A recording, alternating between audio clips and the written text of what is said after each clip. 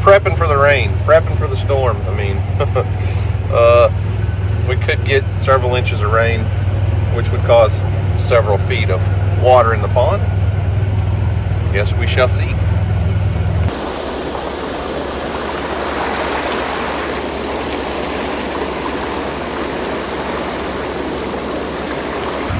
I promise you guys, I have not been to the pond since it rained, and I'm gonna look at this for the first time with you guys, and I have no idea how much runoff it caught. Well, what's up guys, it's Daniel from Arms Family Homestead, and we're gonna do a big pond update. We're gonna spend some time over here at the pond today. It is a beautiful day. 58 degrees is the high, I think. Light winds. I wish we could have 2 months of this. Unfortunately, that is not the case. What is a beautiful, amazing day today is quickly probably going to change into a mess. Today is Tuesday, January 28th, and the next 2 days, they're calling for heavy rain, possible flash floods, and the pond is not ready.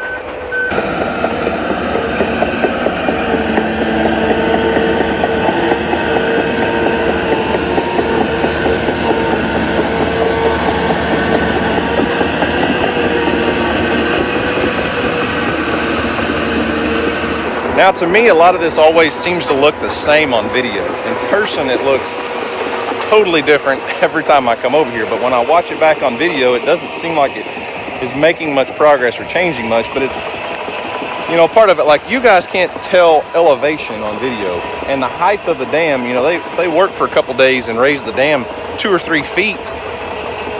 That doesn't come across on video. What does show on video is like the elevation difference in where they're taking dirt out, and there's 4 feet of dirt clay been removed right there.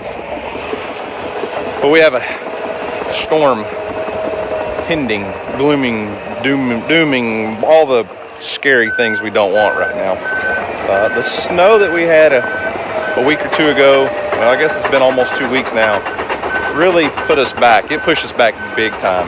Snow melts slowly, thaws and refreezes every night, and we were below freezing for several days, which caused the ground to freeze, and all of this loose, wet material just froze like a rock. And it took several days to get it back in working condition. They're working their tails off. These guys, today's Tuesday morning, right? They worked all last week, all through the weekend. Monday morning, showed up bright and early, and they didn't leave until about 2 hours after dark last night, because they're trying to get as much work done as they can before we get 2, 3, 4, 5, who knows how many inches of rain. And the goal is really trying to get the lower part of the pond, the deeper parts of the pond, as prepped and ready as they possibly can. The dam still has a couple feet of rise. Going up with the dam's easy. Going out with the dam, to make the higher you go, the wider you have to go. So it takes a lot of dirt and a lot of compacting. Hey, trying to have a conversation with my friends here. Settle. It takes a lot of time to build that dam properly, and I feel like they're doing a great job. I know some of you grumbled and said they work slow, and there's things that could be done differently, and there's 100 different ways you can do this stuff. But I think they're doing a great job, and it's just been really cool to see the different steps along the way, and to see one of the most positive things I've seen out of every dozer blade that goes by. We keep hitting more and more and more clay. There's a few places we've hit some gravel, not really any sand, some gravel, but the clay out here in this thing is just, I don't know how far down it goes, but I'm very happy it's here.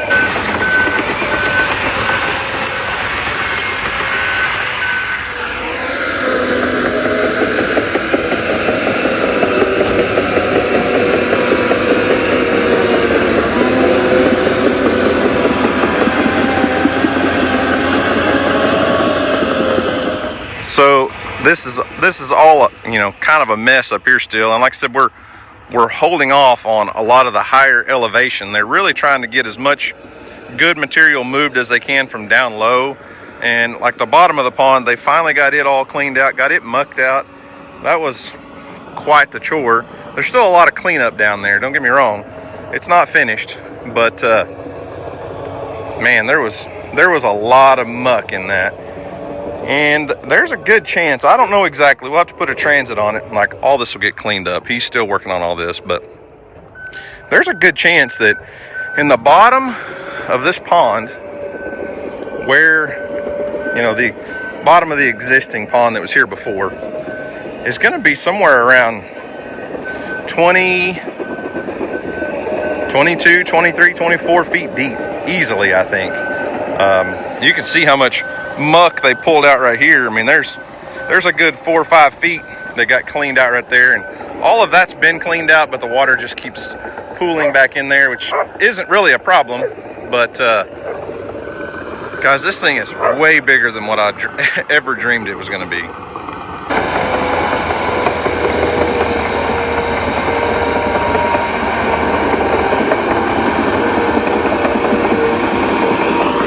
Would y'all get out of that? You two know your house dogs, right? But you don't care, do you, Kelsey? And one thing that I've been very adamant about from before they ever started is I did not want them to come out here and dig a big round bowl. Most farm ponds, if you go out for livestock, just to water your cattle, your livestock pond's just going to be a big empty bowl, which just like out in front of the dam.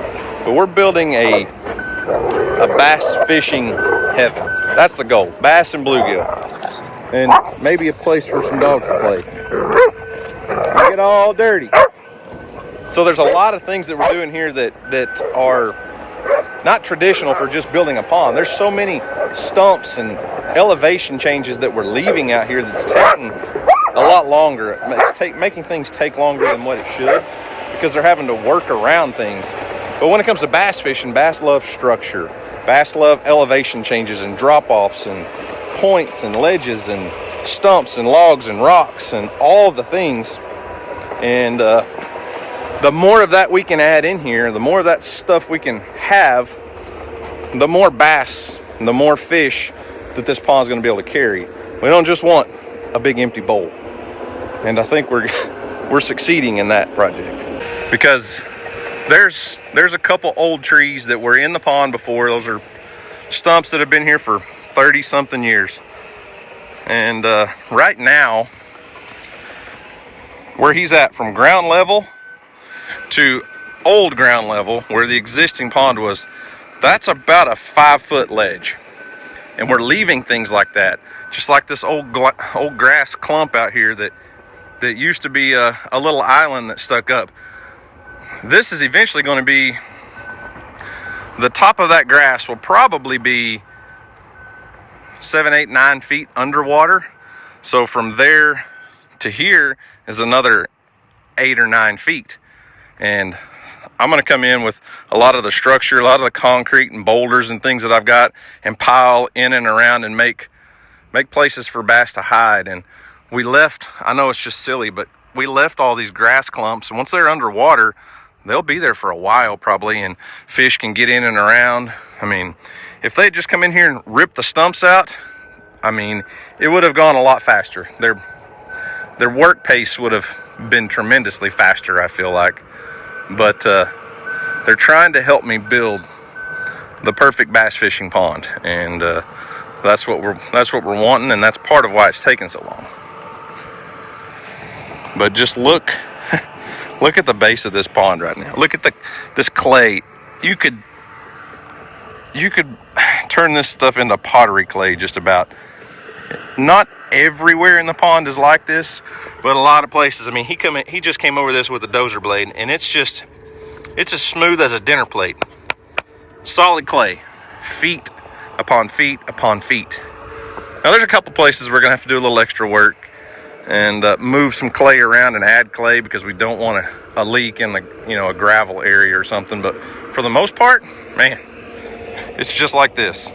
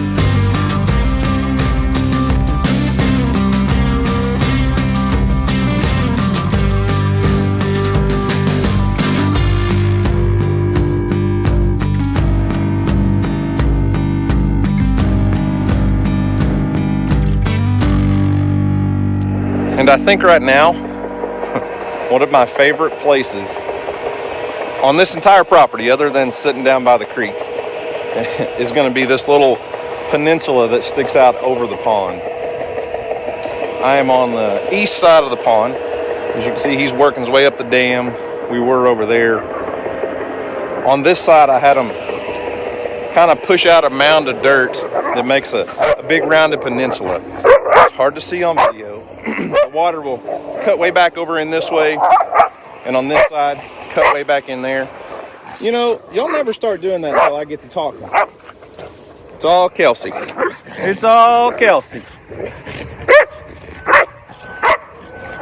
Anyway, it's not the biggest tree, but it will provide some shade. And we're gonna make like a, I don't know about a picnic area. Maybe put a table out here. But either way, it's gonna be an amazing spot to just fish from the bank. Obviously, you can fish all around this thing. Kelsey, settle. We'll be able to fish all around this thing, but maybe that'll give you a little bit of perspective of how high I am. That side-by-side is, where my feet are right now is probably 3 to 4 feet above the top of my side-by-side. And there's a huge drop-off all the way around this, and I can come in here with the excavator and pile rocks and boulders and maybe a log or two, and they may cut me another ledge and a flat spot halfway down so that we can put structure in there, and I'll put gravel down and all the things. The problem is going to be, well, obviously if we get 3 or 4 inches of rain, it's going to put a lot of water in this. We'll probably have to pump it out again. They don't have the spillway pipe. They're trying to build the entire dam first, and then we'll come back in and cut a spot for the spillway pipe, the big overflow pipe. But if we get this thing accidentally filled up, it's going to take a long time to pump it back out and to get it dried out again. So I've got a very limited amount of time, I feel like, after they get their part done before I can really even get in here and really get to doing the projects, the work that I want to do. But guys, this is like a dream come true. This pond is going to be unreal. It already is unreal, and it's just crazy at what we're doing. It just blows my mind. And so cool, and it's going to be a incredible fishery for hopefully generations to come.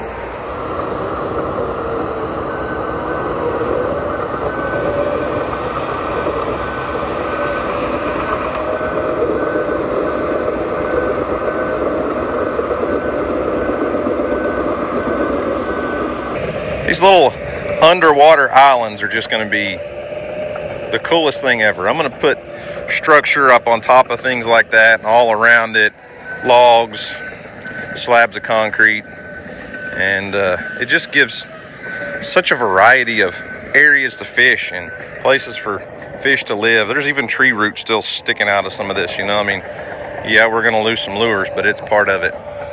So there's that little peninsula, little knoll I was just standing up on. You can see the side-by-sides down here. Kind of gives you an idea of elevation, but those rocks were just ones they dug out of the side of the bank right here. Those aren't ones that I hauled in here, but Can-Am, you're talking 7 feet tall probably to the top of the roof, and then way up there is that little tree I was standing next to by that transit. So a lot of elevation changes in here.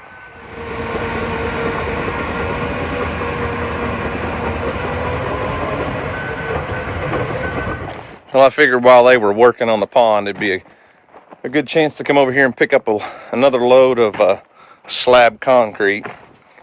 I don't know that I'm going to be able to get it all. I don't know that I need it all.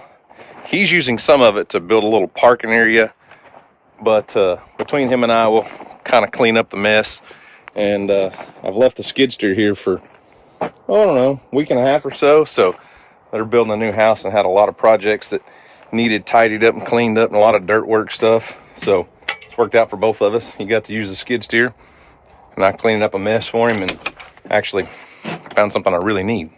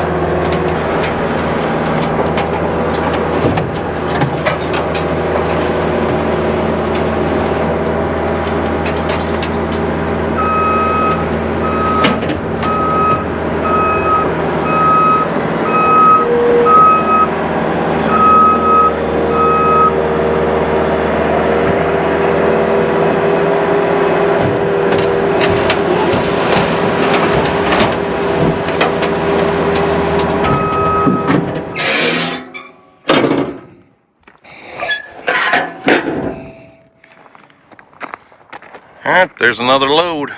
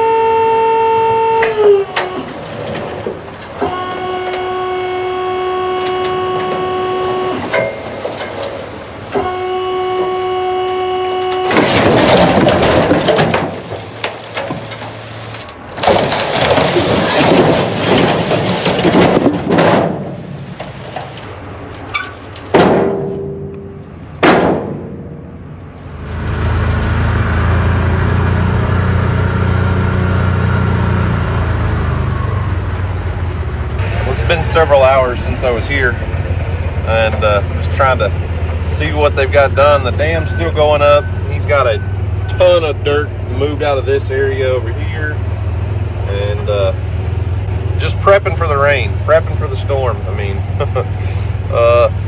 we could get several inches of rain, which would cause several feet of water in the pond. Yes, we shall see.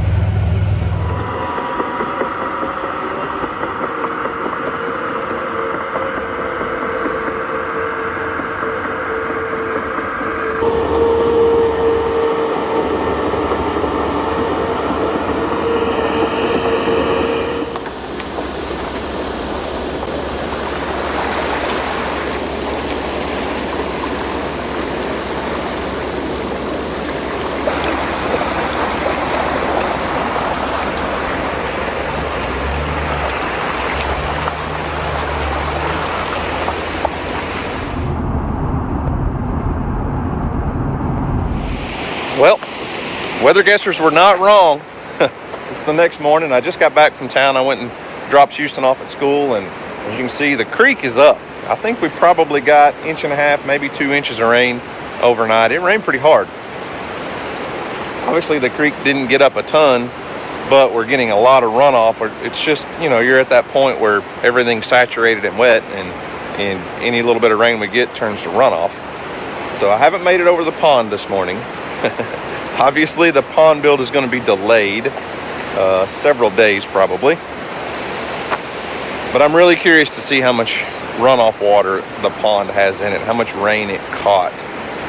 Not sure if we're going to have to start pumping water out again or what, but the creek got a little bit of a clean out. It is pretty. I'm glad it didn't get up super high. We moved vehicles across the creek and did everything last night before the rain hit, so that just in case this got up, we wouldn't be stuck here, stranded, and not be able to get out. So, not that that was all for naught, but it was a good prep. That's one thing we have to do. We have to plan for events like this when it rains, and then, you know, we've got the bridge that we can walk across to get out. And, you know, it's hard for me to comprehend over time how, I know not everyone's been watching from the beginning, and a lot of folks have questions. They're like, what do you do when it rains? And I did a whole series, an entire, I don't know how many videos, a lot of videos when we put this bridge in. The original bridge that was here, I say original, there's concrete structures on the other side. This was once a county road, a section line road, but that original bridge washed out probably sometime in the 50s, 1950s, I'm not sure. When I say original bridge for us, there used to be a cable swinging bridge that my dad and several guys built in the early 80s, and that was our only way in and out if we had a flood. Well, that washed out in 2015. 2015 spring was an incredibly wet year, and it just kept raining and kept raining and kept raining. And the Gulf was getting all these tropical storms and hurricanes. And the one that finally wiped this out, I think, was called Tropical Storm Bill. I don't know. We spent 2 months without a bridge here. And the problem was all the lakes downstream were full, so they weren't releasing water from our lake. And this right here set for about 2 months with 8 feet of water across our driveway. And then, I don't know how long it took, a year or so later, I found a local contractor to help me build something to get across. And a lot of folks said we should build a drive across bridge for a car, and it just wasn't feasible. The amount of money it would have taken to go from right here to over there with something you could drive a car across was going to be astronomical. Usually when this creek gets up, most generally, it's back down within a day, 2 days tops. And it's not something we need all the time, but it is very nice to have compared to the old swinging bridge that was here. Building a bridge that we can drive a car across, unreasonable. Not really even possible. Unless you want to sink a $1 million+ into a project. And if that's something that one of you is willing to do, we'll definitely do it. We'll video the whole thing. I'm not going to sink $1 million into something that we might need 10 times a year. So this works. As long as we pre-plan and put vehicles on the other side of the creek, we're good to go. So anyways, let's go check on the pond, because that's why you're here anyways, right?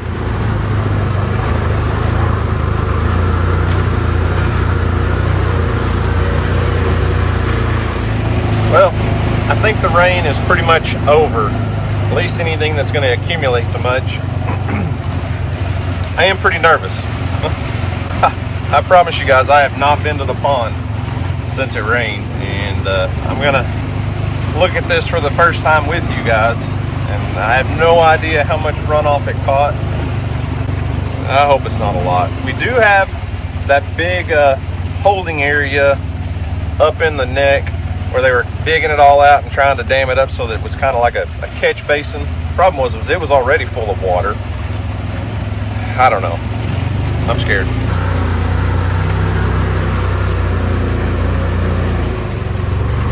Yeah. Well, it's not terrible. It's not terrible. That's not too bad. It definitely caught some water. But it could have been 100 times worse. We may be pumping some water out over the next couple of days, but it's really not that bad. I can hear water running right now. I'm gonna have to do some walking around and looking, but I actually hear moving water right now. But it didn't catch a fraction of the amount of water that it did the last time it rained, I don't feel like. So maybe we didn't get as much runoff as I thought.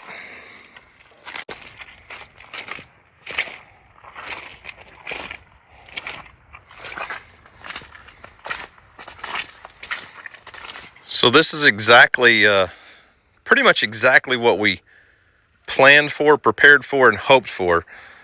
Cody worked his tail off, and I'm not joking, guys, when I say he spent days and days. Well, not just Cody, both guys that were working, but Cody was here extra, and Steve kind of worked when he could, I think. But there were a couple days that Cody was on the bulldozer out here by himself over the weekend, working daylight till dark for a couple days, prepping all of this area. And like I said in the beginning of the video, trying to get as much done in the low-lying areas as he could.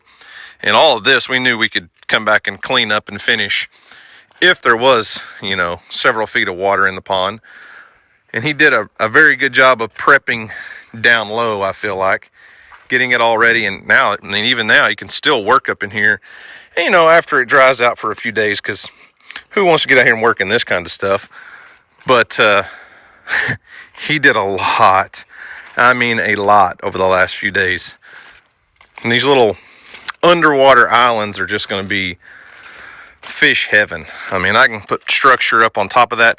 That now, when I showed you the other day, it was, I think I said 4 or 5 feet. And some of these are 6 feet tall now. And I love that we were able to leave some of the old original standing dead timber in here. And even places like this, there's just one stump, but he worked all the way around it and left it.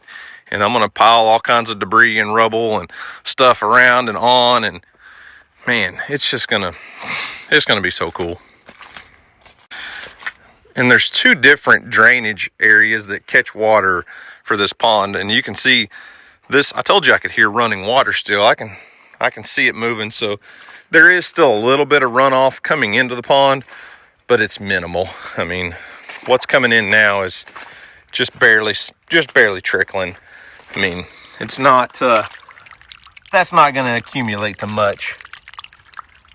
This is really the smaller of the two drainage areas.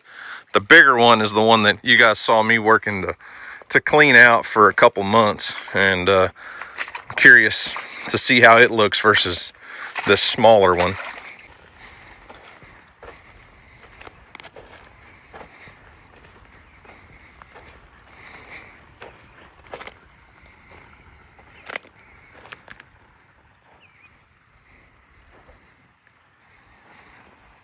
Well, this one definitely has a little more water flowing in still, but it's not terrible. It's catching some runoff still, but minimal. I mean, nothing we can't start pumping out and get water out of here fairly quickly, I believe. Kind of curious what our catch bin, our silt catch area looks like back here. Walking in this stuff is treacherous. I haven't fallen down yet, but my muck boots weigh about 50 pounds a piece. Weighted boots, man. So he had just started kind of knocking this huge pile down to build a underwater dam, so to speak, for catching silt and stuff that comes in. We've still got some cleanup to do back there. But the game plan is to have this basically be an underwater dam at the very back side of the pond. And this dam will be several feet. I mean, I'm talking 5, 6, 7, 8 feet lower than the main dam. And it'll just be a catch area for silt and stuff that comes in. And it won't necessarily make it all the way back into the pond. So the dam's not complete back here, obviously. Water's just going around it, but that stuff is soft and heavy. Anyways, it will do its job, and this will continue across and tie into this eventually. And the theory is when the dry conditions hit, we go through a drought and the pond gets low, obviously that's still going to hold water. At times it may drop down and this be exposed. Typically it'll be underwater, but that'll give a place for silt and runoff and everything to settle. And then, at least in theory, I can come in here with my equipment every 5, 6, 7, 8, 10 years when it gets really low, and this will dry up and I can haul this stuff out and then it can catch silt again in the future. At least that's the theory. But today is not near as bad as what I thought it was going to be.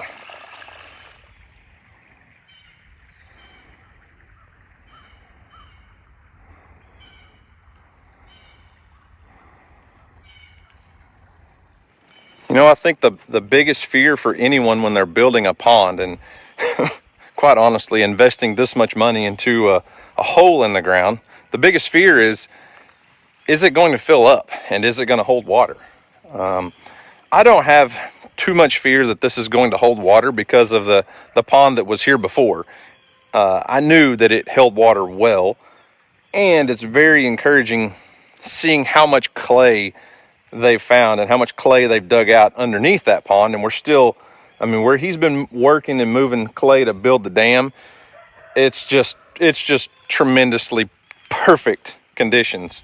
Clay is hard to move, and especially wet clay, but the amount of clay that he's been able to get onto the dam, I have no doubt that dam's going to hold water. It shouldn't leak. I can't guarantee it's not going to ever have a leak, but the amount of clay that he's moved, I just can't see the dam being a problem.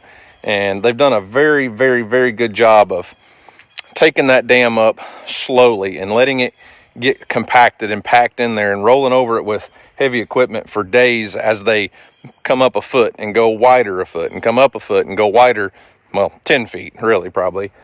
It's I love the way they're shaping the dam. Before, the way it was built originally, it was so steep on the back, the only way I could maintain it was to burn it. There was no way you could mow the back of it. And they're doing a very good job of making sure it's wide enough so that the slope isn't so high that you can't take care of it and can't maintain it. But having that extra width also is going to help us hold back 4+ acres of water. And there's going to be a lot of water in here. So I don't have too much fear that it won't hold water. The big concern in a lot of folks had, a lot of the guys that came out and gave me estimates is do we have enough drainage area? Are we catching enough drainage across acres and acres and acres of land, even from the neighbors, to catch enough water to fill this? And after seeing how much water it caught the first time it rained and we had to pump it out, that took a lot of that fear away. Last night's rain, it did rain hard for a little while, but it didn't rain a lot. And it still put several feet of water in here.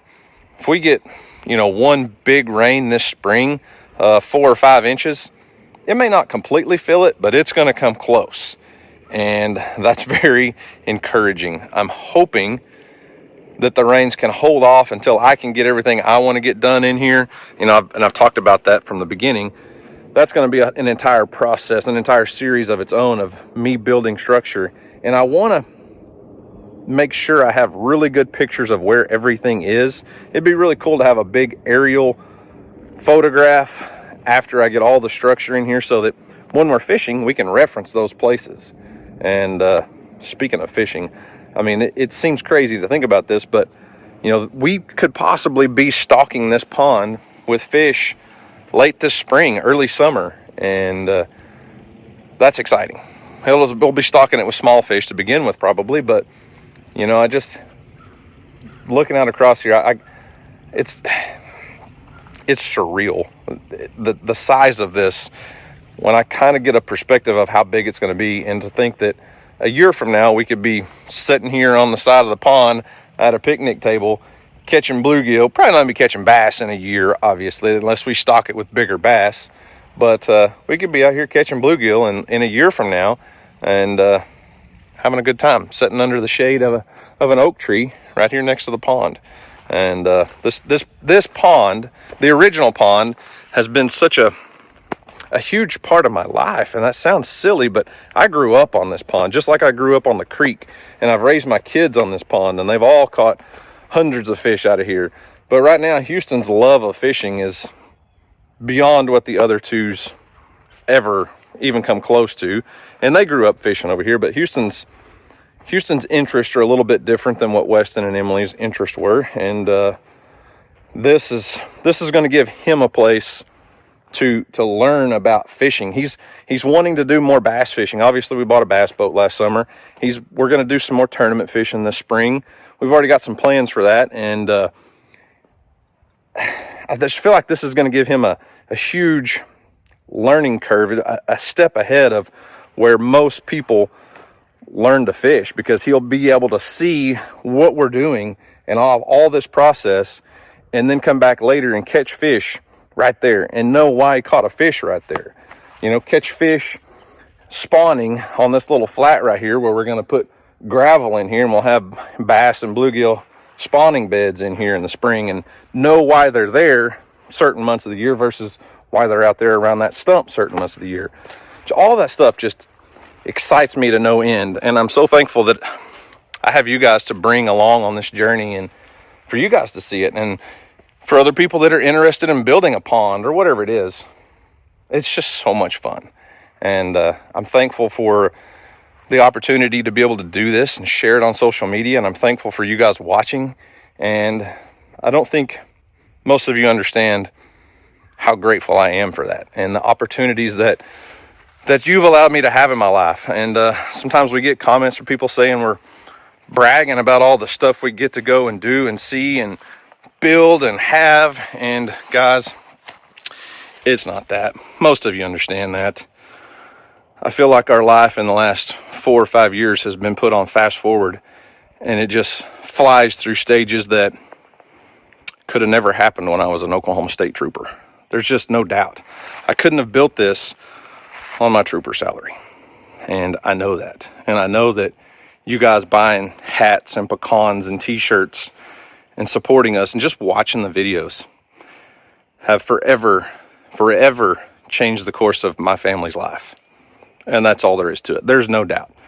And I understand that. I'm not bragging. I'm not showboating. Building a pond, it's cool. It's fun.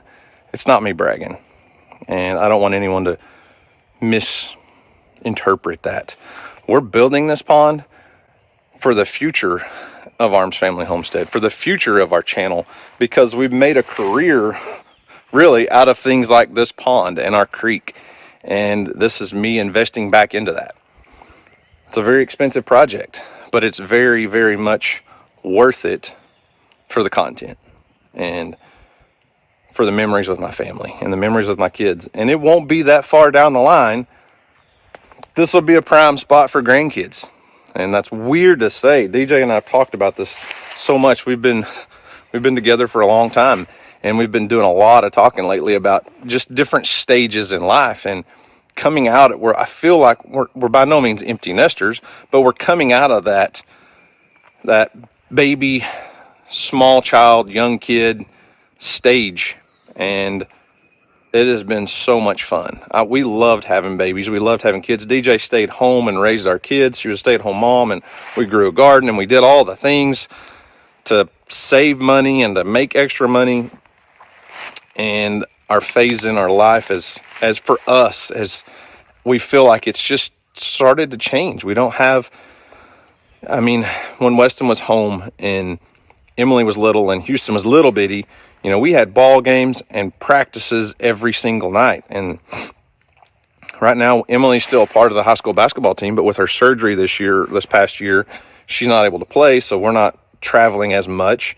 Houston's not playing a wintertime sport right now. Back when Weston was in school, Weston had basketball 2 or 3 nights a week. Katie, my wife's little sister, was playing basketball or softball or whatever, and we were traveling for that. Emily had practices in the evenings, games on Saturdays. Houston did his thing in wrestling for a little while. He's not wrestling. He did wrestle this year with the school, but not competitively. He just practiced in school. But we're not having practices in the evenings. We're not having as many ball games in the evenings, and we're able to go do things as a family and do things as a couple that we have not been able to do. And it's crazy seeing that transition. So we've been talking about that next transition, that next phase of, it won't be long before we have grandkids out here. And that's just crazy to me, because we're still 20-something-year-old us, I feel like, even though we're in our 40s. Life's been on fast forward, and it's crazy. So anyways, guys, remember, do something today to make somebody smile, because you never know, it just might change the world. So guys, thanks for watching. I hope you enjoyed it. You guys have a great day, and as always, we'll see you on the next video.